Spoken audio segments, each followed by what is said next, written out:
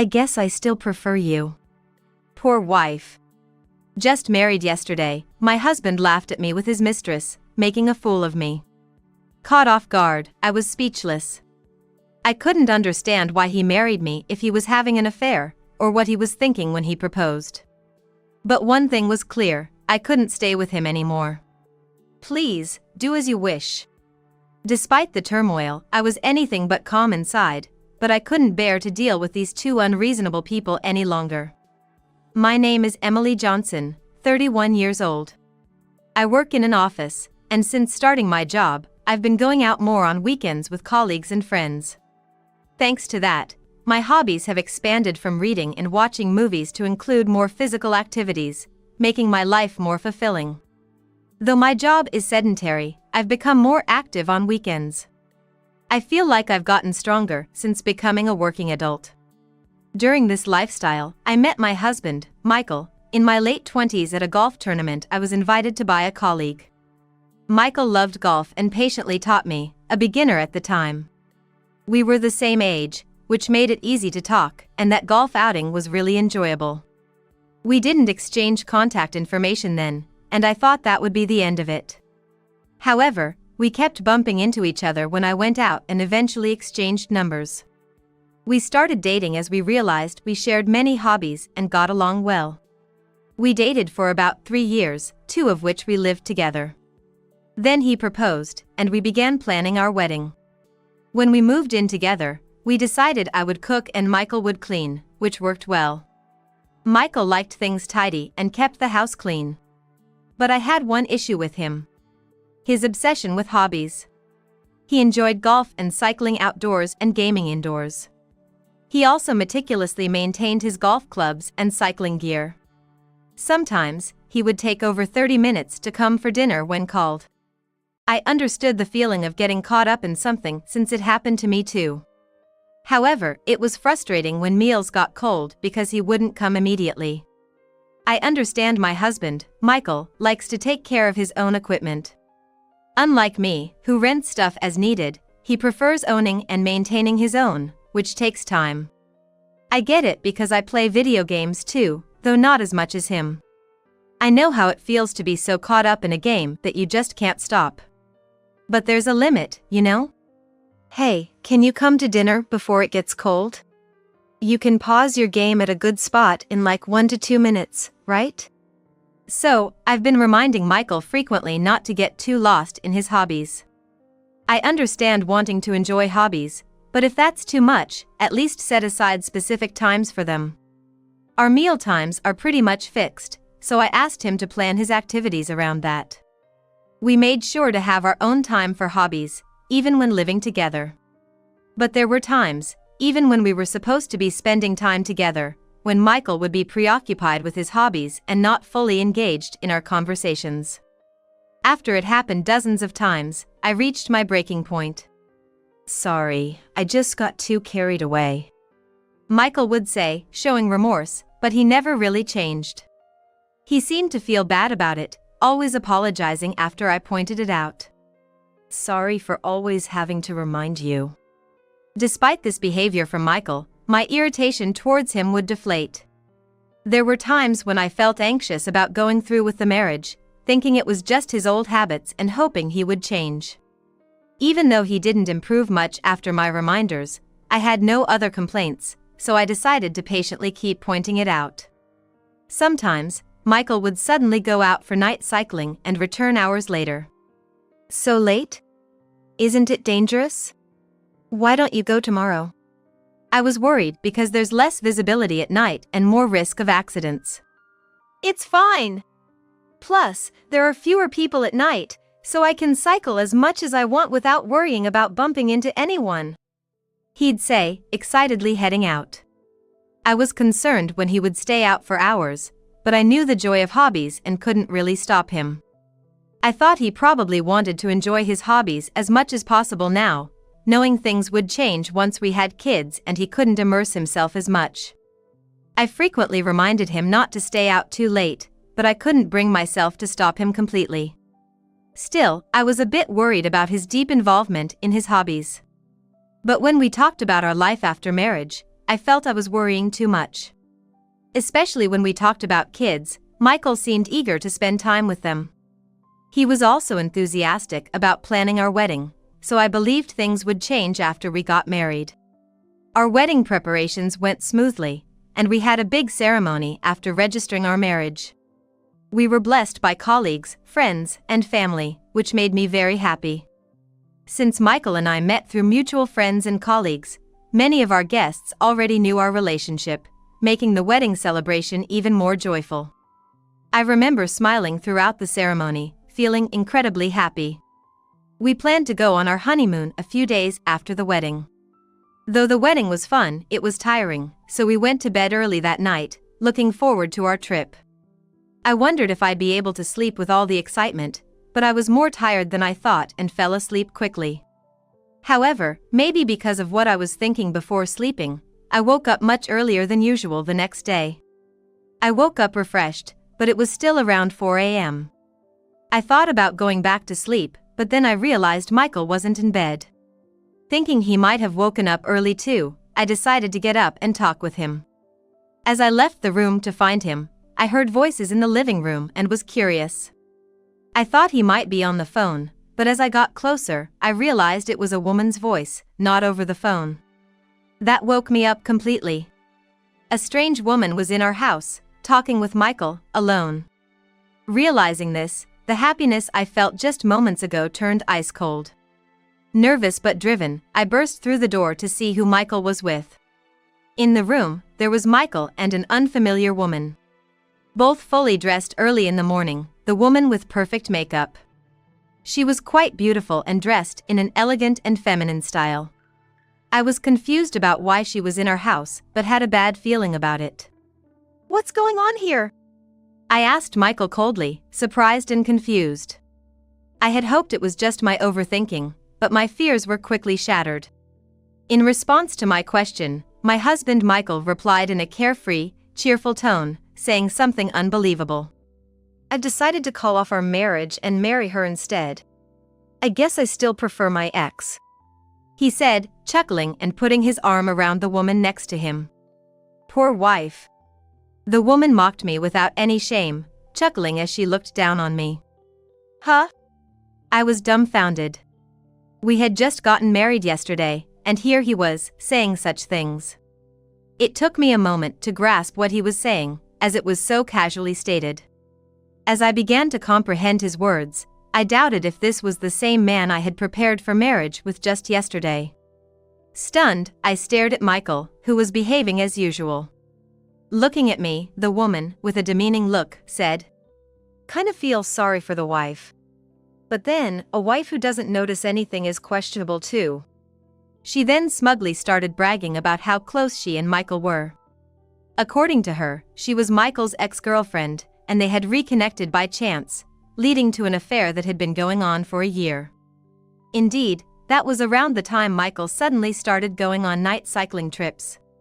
His actions now made sense in retrospect, but at the time, I had only thought he was getting more into his hobbies. The idea that he was cheating was completely unexpected. "Michael has always been crazy about me," the ex-girlfriend boasted, flaunting her supposed superiority in beauty and charm.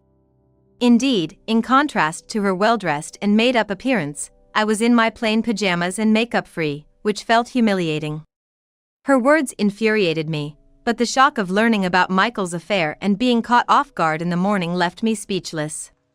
However, I reassured myself that my character was definitely better than hers. But I couldn't understand why Michael proposed to me if he was cheating.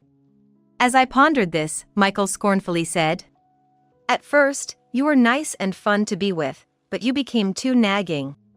I'm tired of being with you." He went on about how great his ex was, and she looked triumphantly satisfied. Apparently, he didn't like being constantly reminded by me.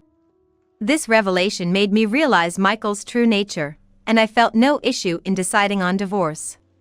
While initially overwhelmed with sadness at being cheated on and criticized for my concern, I was now just astonished. I had loved Michael, but now I felt my feelings cooling rapidly, able to think about the situation with unexpected calmness. While I couldn't forgive him, I was relieved that there were no children involved between us. Well, we just got married, but let's divorce. I'll need to explain the reasons to our acquaintances, I said calmly, thinking about what lay ahead. I felt a bit guilty about divorcing so soon after our wedding, celebrated by so many. The paperwork would be complicated since we were already registered, which was a bit disheartening. But considering the circumstances, it was clear who was at fault and who was behaving unreasonably. I was surprisingly composed. Though I was angry about Michael's affair, I knew others would support me, which was somewhat comforting. Then Michael shocked me further. What are you talking about? I'm not getting a divorce. Despite saying he wanted to marry his mistress, his refusal to divorce was baffling. Huh? His casual statement made me wonder if bigamy had suddenly become legal in the US. His words made no sense, especially since we had seemed so compatible in hobbies and values. As I stood there confused, the two of them started talking as if they had a great idea. Michael, seemingly wanting to hide his affair, smugly suggested filing a missing person report. You know, even if we don't file for divorce, it'll automatically happen after 3 years. You'll get sympathy and concern from everyone around you, and I can marry her without any trouble. It's perfect for both of us, right? He was threatening me, suggesting I play the role of a pitiful woman abandoned right after marriage. Moreover, his win-win was clearly a loss for me. He seemed oblivious to the fact that he was asking me to waste 3 years for his sake. It's bad optics to divorce so soon after getting married, right? The ex-girlfriend said, smugly agreeing with Michael, thinking she was being considerate. I felt like I was looking at two aliens with their bizarre logic. Leaving me dumbstruck, the two of them, satisfied with their plan, hurriedly got up to leave the house. Then go ahead and file a missing person report. Disgusted with their reasoning and realizing it was pointless to talk further, I, exhausted from the morning's events, sighed and said, "Please, do whatever you want." When I said that, they seemed to think I had accepted their proposal and happily left the house together. After they left the house, I was initially stunned by the rapid turn of events, but I knew I couldn't afford to be lost in thought. I had to focus on what lay ahead. Regaining my composure, I quickly started making plans for the future. Then, suddenly, I heard, "Hey, what are you doing? I know you're there. Open up." 3 days later, my husband Michael, who had run away on a whim, stormed back into the house. In a frenzy and clearly not in his right mind, he was accompanied by his ex-girlfriend, who seemed quite confused. "What brings you here, the man who cheated and left?" Anticipating Michael might return, I remained calm and did not open the door, responding through it instead. Annoyed by my response, Michael yelled, "Don't mess with me! You haven't sold my stuff, have you?" In fact, after he left, I had gathered all of Michael's belongings, intending to sell them as compensation for his infidelity and disturbance. If he had no intention of returning, I figured it wouldn't be a problem to sell them. I had taken photos of his packed items and emailed him about my intention to sell them. These were items he had treasured, so it was a bit of retaliation for his thoughtless actions. I thought he might not notice since he was planning to go missing, but he quickly responded in a panic, which I ignored. Despite his subsequent emails pleading not to sell, throw away, or asking to have them sent, I felt no obligation to heed the words of a cheating husband. That's why he came to the house in such a frenzy today. Realizing I had no intention of opening the door, Michael, who apparently had a key, entered the house on his own, pushed past me, and immediately began checking and moving out his belongings. "Good, everything's here." Relieved to see his gaming console, golf equipment, and mountain bike all intact, Michael was visibly pleased. Some items were quite expensive, worth thousands of dollars, so his joy at finding them all was evident. I was dismayed that he prioritized possessions over everything else, even though he had talked about disappearing. Watching Michael frantically check his belongings, I felt an additional chill toward him. "Did you really come back just for these things?" I thought, not the only one feeling this way, as the ex-girlfriend looked at him with a cold gaze. She had not expected Michael to prioritize his belongings over their future together.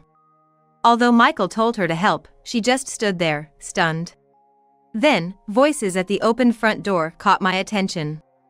"Good morning, Emily. We came to help." "Good morning. Is everything okay? Why is the door wide open?" My in-laws had planned to visit today, but Michael and his ex-girlfriend, unaware of this, panicked and tried to hide, but it was too late. Before they could hide, my in-laws entered the house. Seeing my husband Michael, who wasn't supposed to be there, they exclaimed in surprise. "You! What are you doing here? Do you realize what you've done to Emily? You've caused trouble for everyone." I had already informed my family and friends that Michael had cheated and run away. I also reported that he said to file a missing person report. Initially skeptical, my in-laws began to believe it when they couldn't get in touch with their son and learned about his affair. My parents had come yesterday to help with moving preparations, and today it was my in-laws' turn. I had told them I didn't want to live in a house that reminded me of my cheating husband, and they, apologizing for their son's behavior, kindly offered to help. I had always had a good relationship with my in-laws. I often stayed at their house, joining them for their health walks, cooking with my mother-in-law, and playing board games, which was my father-in-law's hobby. They were delighted when Michael and I first visited to announce our marriage. Once, while spending time with them, my mother-in-law let slip why they were so happy about our marriage. It was because of Michael's ex-girlfriend, who had previously been a topic of marriage discussion. She was overly possessive, often storming in on Michael regardless of time or place. Additionally, she was rude to my in-laws, speaking to them disrespectfully. Her bad behavior led my in-laws to oppose the marriage, but it only made the two of them more stubborn about it. So, they were trying to go against my in-laws' wishes and get married. But the ex-girlfriend had been overly clingy to Michael from the start, making it uncomfortable for him at work, and eventually, he had to change jobs because of her, leading to their breakup. As I listened to my mother-in-law speaking about the ex-girlfriend and her outrageous behavior, I couldn't say much more than nod in agreement. "That's why we were so happy when Emily became our daughter-in-law. Thank you so much," she said sincerely, making me realize how much they must have struggled at the time. Having already heard this from her, when Michael ran off with his ex, I knew he was too simple-minded for me to handle, which made it easy for me to decide on the divorce. My in-laws, who had been so happy about our marriage, were understandably furious with their son's disgraceful behavior. Upon finding Michael in the house, they immediately began scolding their irresponsible son. And he, intimidated by their presence, meekly sat down on the floor. Meanwhile, the ex-girlfriend, seeming to have had enough of Michael, tried to sneak out of the house with a pale face. "Where do you think you're going?" I called out loudly as she attempted to escape alone. "This has nothing to do with me. I'm returning Michael to you," she said in a fluster, trying to leave, but my in-laws caught her and began scolding her alongside Michael. After my in-laws thoroughly reprimanded them, I declared that they would both have to compensate for the affair. "I'll be expecting a substantial amount in damages for the affair." Though I was too shocked to say anything when they eloped, I wanted them to fully atone for what they had done. Additionally, my anger towards my husband's attitude and his affair had only grown over these 3 days. I was determined not to be lenient with him anymore. To fulfill this, I stood imposingly before the two of them with a cold voice and announced my demand for alimony. At the word alimony, they seemed quite surprised, as if they hadn't expected it. "What? Alimony?" Their shock, as if they had never considered it, only fueled my anger further. And when I mentioned the going rate for alimony, they panicked and began to say they couldn't pay. "We don't have that kind of money, and there's no need to pay." I knew that Michael had been pouring most of his salary, beyond what was needed for living expenses, into his hobbies. I had warned him several times during our cohabitation, but he always said he wanted to spend on his hobbies until we were married. Still, since we started dating, he had begun to save a bit, so I didn't push too hard, hoping things would change after marriage. My husband, faced with the prospect of paying alimony, disliked the idea so much he turned pale, contemplating borrowing money or selling his possessions. No way! I'll be broke! His ex-girlfriend, too, seemed to have little savings and started saying she didn't want to pay. When my in-laws glared at the two of them sharply, they became quiet and looked down, seemingly frightened. To add insult to injury, I told them about the past 3 days. Also, everyone who attended our wedding knows about your affair. Don't expect to live like before. What? No way! At our wedding, there were people from Michael's company and friends from his student days. When they heard about his elopement after the affair, they were very angry, and he had no one on his side. My life is ruined because of you. What are you gonna do about it? Then he started lashing out at his ex-girlfriend. What? Blaming me? You were the one who said you wanted to marry me. So, they began to argue and blame each other, starting a huge fight. Both quick to blame others when things went south, they were a perfect match in that regard, and their arguments were equally at fault. Nothing good comes from being with you. I shouldn't have gotten involved. That's my line. You've messed up my life. Just a few days ago, these two were close enough to elope, but now, without any remorse, they were angrily blaming each other. Despite being engaged and married to me, Michael chose his ex-girlfriend. There was a problem with her too, knowing it was an affair yet still dating him. The two of them, always blaming others without reflecting on their actions, seemed to deserve each other. Watching their foolish fight, I could only look on in dismay. Later, Michael completely lost the trust of his company due to this incident and his unexplained absence.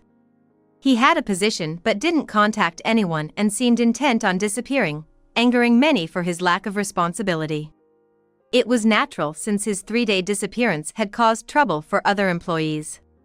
As a result, he was demoted and soon left the company because it became uncomfortable for him. Friends drifted away, and soon no one was approaching him. Later, with no income and little savings, Michael grumbled about the alimony, but with my in-laws watching, he ended up paying in full. Once the payment was confirmed, I was relieved that I wouldn't have to see my husband again. His ex-girlfriend initially tried to avoid paying alimony and was unresponsive to contact. So, I had no choice but to find her parents, explain the situation in a detailed letter, and include evidence of the affair. They soon contacted me at the number I provided in the letter, apologizing and agreeing to pay the alimony. It seemed the ex-girlfriend had returned to her parents' house and was scolded by them. Thus, the alimony was successfully paid, and I was able to divorce, but for a while, I felt uncomfortable due to the sympathy of those around me who knew the situation. However, things have settled down, and I'm back to living as I did before marriage. I haven't met or contacted my ex-husband since the divorce, but I maintain a good relationship with my former in-laws. By the way, my ex-husband, scolded severely by his parents until the divorce, is now in a near-disowned state and has moved to a distant place. Now, my relationship with my ex-in-laws is like that of good friends with a significant age gap, enjoying hobbies together. Later, I heard through the grapevine that my ex-husband, blaming his hobbies, is living a poor life. It seems he still blames everything but his own disrespectful and irrational behavior. I used to think marriage would change him, but now I'm glad I divorced such an impossible ex-husband. In hindsight, there were signs of his true nature during our cohabitation, and I regret not realizing it before we got married. It was a tough ordeal, but I'm relieved that I discovered his true self before we had kids and was able to leave him. Next time, if I consider marriage, I won't optimistically assume that marriage will change troubling behaviors. Instead, I'll be sure to thoroughly assess the person. I now relish the freedom of living alone, without needing to keep an eye on my ex-husband.